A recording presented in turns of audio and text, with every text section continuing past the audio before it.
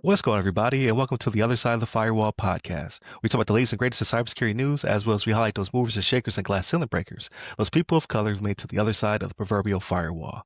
My name is Ryan Williams, and as always, I'm joined by Shannon Tynes. What's up? What's up? And Chris Abacon. What's going on, everybody? What's going on? So welcome to Tuesday's episode. So Monday and Tuesday are our topics. Wednesday, discussion. Thursday's Ask a CISSP. And then Friday's everything else, movies, books, games, all that cool stuff. Thank you for tuning in, as you always do, and supporting us. Please make sure you go to theothersideofthefirewall.com or ramcyber.io and pick up the book of the same name, right? So you can, both support me as a fledgling indie author, self-published through Ram Cyber, but also it's an interesting perspective on those interviews and how they tie into the breaking in, and as well as the inspirations for why people were able to get into cyber and then thrive within it. So definitely check that out. But without further ado, I'll give you to Shannon. All right, everybody. This article comes from theblock.co. Written by R.T. Watson. And the title of this one is Coinbase aids federal agents in seizing $225 million in stolen crypto,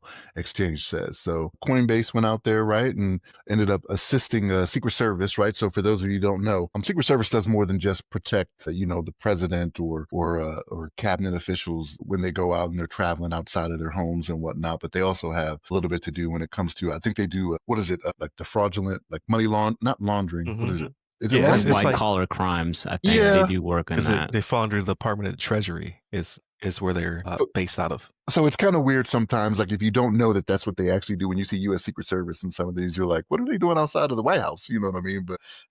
But that's what they do, right? So, but Coinbase said they played a key role in helping claw back $225 million in stolen crypto funds, right? So the funds they're talking about, it's USDT, which is Tether, right? That's the symbol for Tether crypto, which apparently they're trying to tie to the US dollar. I think I remember seeing this.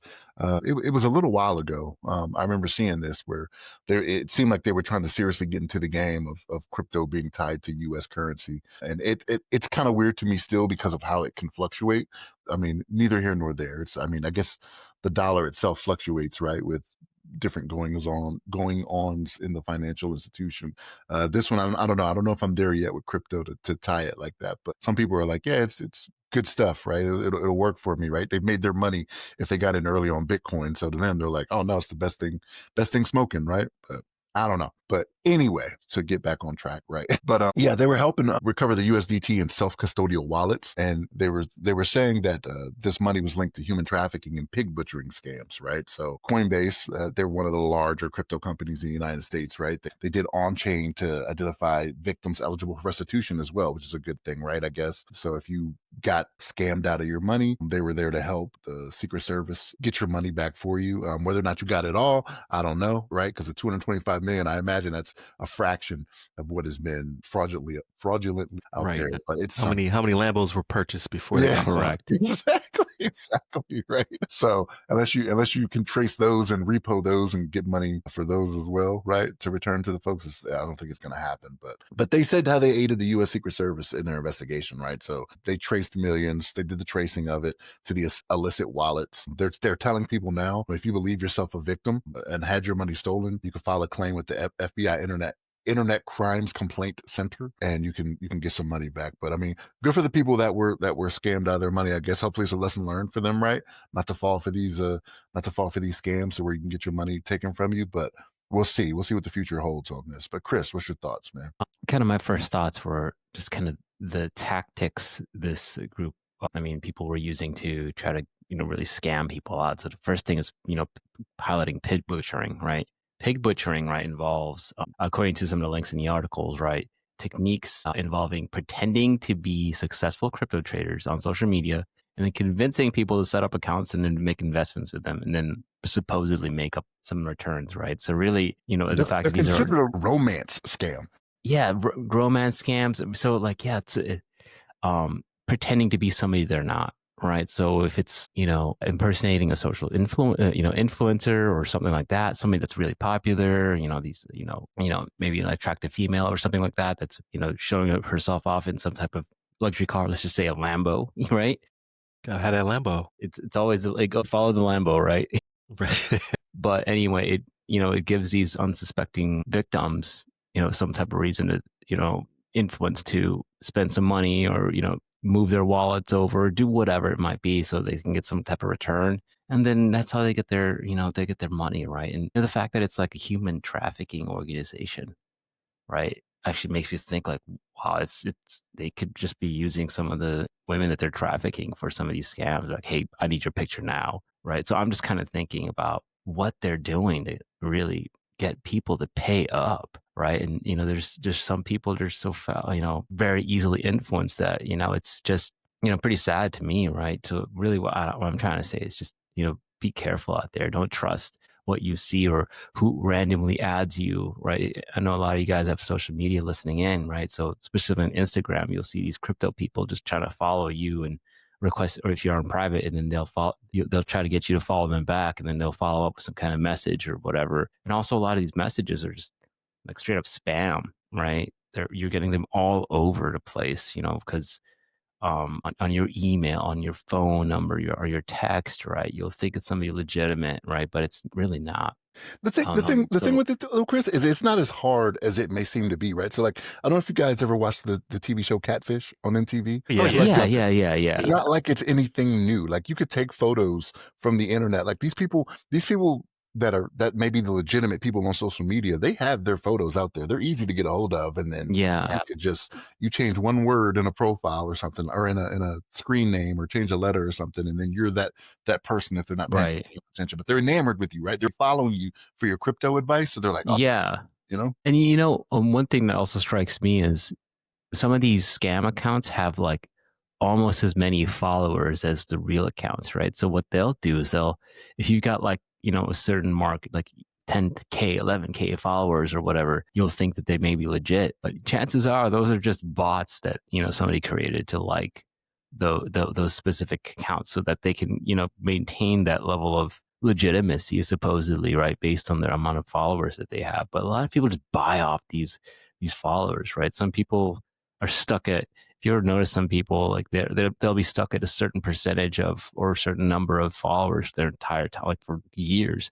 Like to me, that says, hey, look, this guy's content's not really going anywhere. It's just, guess what? He's probably just paying for these followers, or she's just paying for these followers, right? So really, again, is hypervigilance is what I'm thinking. Just be vigilant if you are in crypto, right? There is inherent anything financial. There's an inherent need and want to steal. That's just how it is. That's how the game is. And that's kind of the crypto world, right? Like, we were saying that the last podcast, 27 million, one guy had his crypto wallet, from being criminal activities, right? Unfortunately, with, the secrecy of crypto, it does tend to attract this type of market, this type of people. So all I'm saying is be vigilant, guys. it's their preferred currency, man. It's crypto. Absolutely.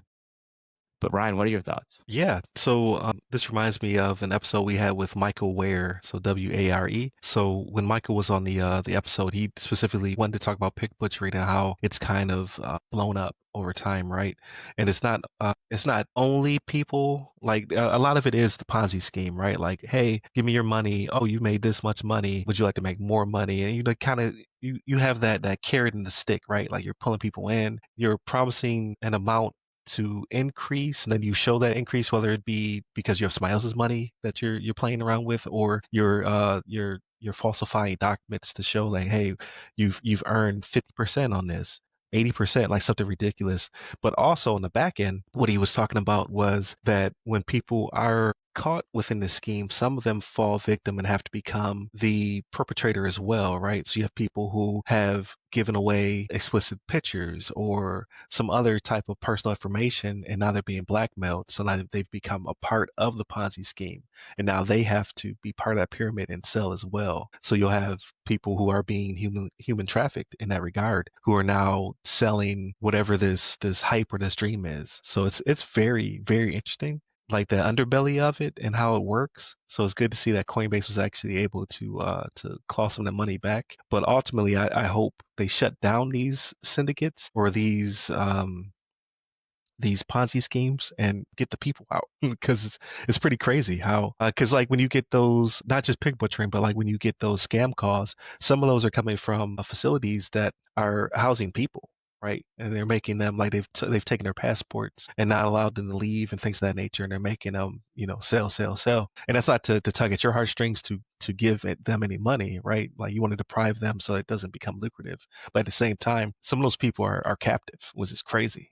It's the world's crazy. So like there's nothing new under the sun. However, just their ability to quickly do this and contact people is becoming faster and faster. You don't have to wait for that snail mail to reach you saying that, there's a lien on your house, but it's really not.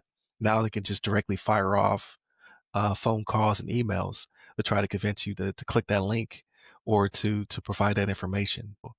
It's dangerous out there. So definitely, be cautious.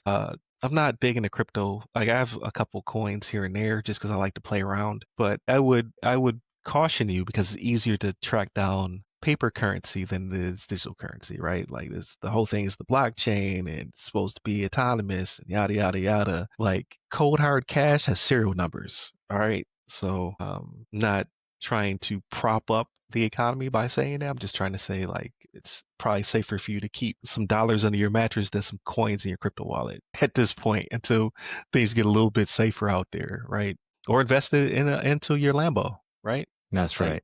but your now later green Lambo and save it there. But that's pretty much it for this episode. Definitely continue to tune in throughout the week. Hit us up at the websites that go by our name, theothersideofthefirewall.com or ramcyber.io.